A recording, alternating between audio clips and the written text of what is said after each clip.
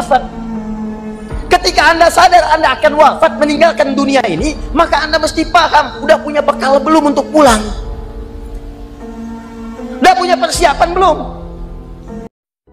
Laki-laki itu kuatnya di luar, dalemannya rapuh. Maka akhwat, jangan menyepelekan cintanya laki-laki. Mungkin dia kelihatannya kayak yang biasa aja. Padahal sebenarnya dia tuh sayang, rindu, cinta banget. Cuman dia bingung bagaimana cara mengungkapkannya. Kami sudah sangat paham bagaimana mencintainya. Tapi jelaskan kepada kami bagaimana kami mengutarakan dan mengungkapkan cinta ini.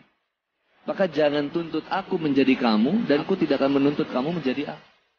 Tapi bisakah kita saling menuntun agar aku dan kamu menjadi kita? Aku tidak memintamu untuk bertahan. Aku hanya memintamu untuk bertuhan. Ingatnya sama Allah Subhanahu wa Ta'ala.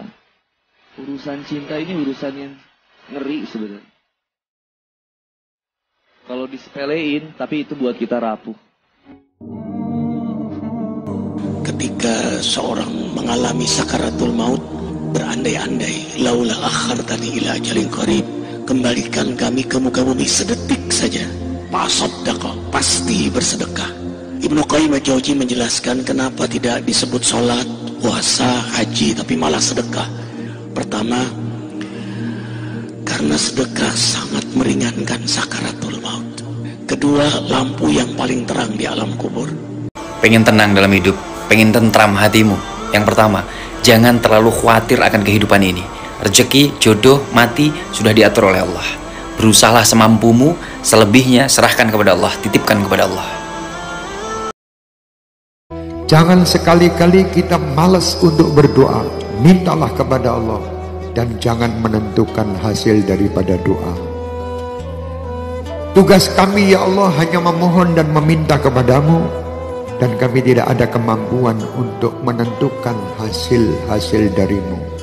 Semua hasil kami yakin engkau pasti akan berikan kepadaku yang terbaik.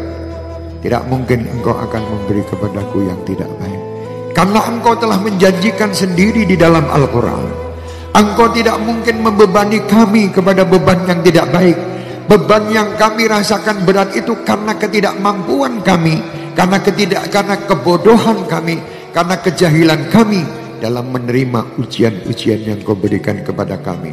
Sesungguhnya ujian dan kenikmatan yang kau berikan kepada kami semua adalah nikmat, karena yang menguji adalah Allah yang Maha Cinta. Hidup ini gak lama teman-teman, sebentar. Kullu nafsin dha'iqatul maut. Setiap yang bernyawa, setiap yang bernafas, pasti dia akan berjumpa dengan yang namanya kematian. Kita ini semua sedang menghitung detik-detak perjumpaan dengan kematian kita.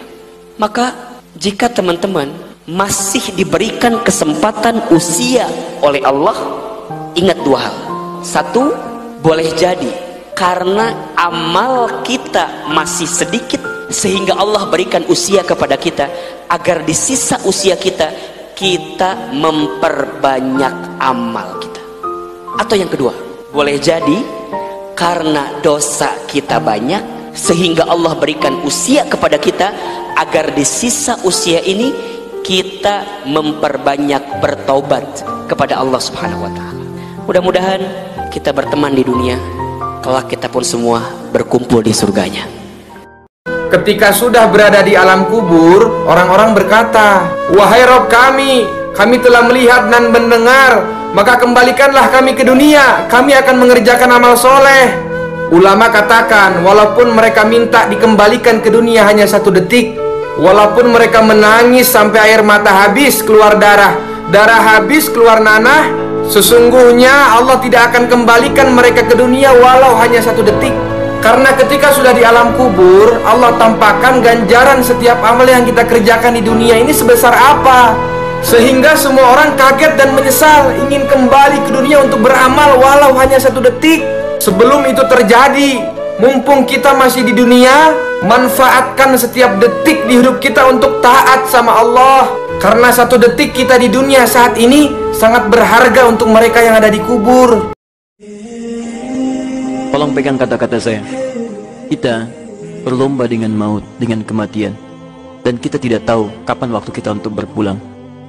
Karena itu mohonlah selalu kepada Allah untuk menjaga kita dalam ketakwaan terbaik dan mempertahankan keimanan saat kita kembali kepada Allah. Saya mohon pada Anda, kalau diperkenankan hanya untuk mencium tangan Anda, memohon saya cium tangan Anda malam ini.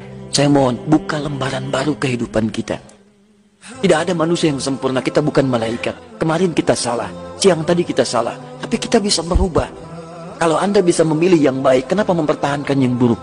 Karena itu, jika Anda tidak mampu berlomba dengan orang soleh meningkatkan ketakwaan, berlombalah dengan para pendosa untuk bertobat kepada Allah Subhanahu wa ta'ala. Apa kata Umar? Nanti cabut ketika saya sholat. Karena sekali sholat dan setelah itu dicabut nggak terasa. Ya, kalau sholat kita ada nyamuk ya sudah. Ini penting saya ceritakan, sampai ada wali ditawarin Allah, silahkan masuk surga, tanya, ya Allah di surga ada sholat enggak? Kalau tidak ada sholat enggak lah katanya. Karena dia nggak bisa membayangkan nikmat tanpa sholat. Sehingga penting sekali kekaguman-kekaguman ini. Ketika Sayyidina Umar wafat, di antara yang pertama ditanyakan adalah yang bunuh saya siapa? Itu Hulamul Mughirah kan, Abu Lu'lu' al-Majusi. Beliau spontan langsung ngendikan gini, Alhamdulillah alladzi ja'ala maniyati biyadi rajulin lam yasjud laka sajdatan tuhajuni biha yaumal qiyamah. Matur nuwun Gusti, saya dibunuh oleh orang yang enggak pernah sujud. Kalau saja dia pernah sujud, saya tidak berani maksudkan dia. Jangan-jangan sujud itu engkau terima, kemudian dia min ahlil jannah. Kayak apa pentingnya kenangan sujud? Rasulullah juga pernah ngendikan, nanti kalau dunia sudah ruwet, as-sajdatul wahidatu khairun minad dunya wa ma fiha. Satu sujud lebih baik ketimbang dunia seisinya. Karena itu kelayakan kita sebagai hamba. Makanya Abu Hasan Asadili ngendikan, sudahlah, kafal amilina jazaan an radhiyakalaka ahlan, sudah ditakdir ngamal, sudah harus syukur. Kok mikir ditompo tawar, ora usah, gak penting. Itu madzhab Abu Hasan Asy'ari. Dan itu ditiru para kiai-kiai kita. Madzhab Said Abdul Haddad juga ditiru kiai-kiai kita. Sehingga sedekah Rasulullah ketika ngendikan al ulama warasatul anbiya. Ini penting saya utarakan karena khazanah kita biar tetap kaya. Makanya masyhur dalam Manaqibul Ghazali, kita tahu Imam Ghazali itu orang yang luar biasa, pengarang Ihya. Saya punya banyak karangan beliau, Al-Arba'in Al-Usul. Tapi yang paling saya cintai tentu Ihya, kitab Mustasfa, kitab Qawaid Fikih itu, Usulul Fikih itu. Manaqibul Ghazali adalah Rasulullah pernah jejer Nabi Musa. Terus Rasulullah ngendikan, ulama ummati ka'ambiya'i Bani Israel. Terus kata Nabi Musa, yang benar saja, masa ulama kok kapasitasnya kayak Nabi, apapun hebatnya itu nggak mungkin lah kapasitasnya kayak Nabi. Terus kata Rasulullah, ya sudah buktikan saja. Terus dipanggillah Imam Ghazali. Ketika dipanggil, ini katanya, Ghazali katanya. Ditanya sama Nabi Musa, siapa namamu? Ana Muhammad bin Muhammad Al-Ghazali At-Tusi Asy-Syafi'i. Mau jawabnya panjang. Terus kata Nabi Musa, kecangkeman gitu, corong Jawa itu kecangkeman, ditakoki jeneng kok jawabnya kakean ya. Terus kata Imam Ghazali, ya lumayan saya. Jenengan ditanya Allah sing ya'lamus sirra wa akhfa saja jawabnya kelebihan katanya. Apa itu kata Nabi Musa? Wa ma tilka biyami. Manusia ini hidup di dunia itu ibarat kapal plastik yang ditaruh di lautan. Jadi terombang-ambing, nggak tahu di depannya ada ombak, nggak tahu di depannya akan ada apa, nggak tahu akan terjadi apa. Pokoknya bisa jadi ombaknya sangat tinggi dan kemudian akhirnya tenggelam. Itu kapal plastiknya seperti itu. Kalau sampai kapal plastik ditaruh ada di laut. Tapi kalau kapal plastik itu nempel ke kapal yang besar sekali, maka insya Allah itu akan aman. Manusia ini sebenarnya lemah, nggak mampu menghadapi kehidupan. Tapi kalau manusia itu menghadirkan Allah dalam kehidupannya, maka manusia tersebut akan diberikan kekuatan oleh Allah Subhanahu wa taala untuk menghadapi segala macam problematika kehidupan, bahkan problem yang berat bagi dia itu terasa seperti enteng.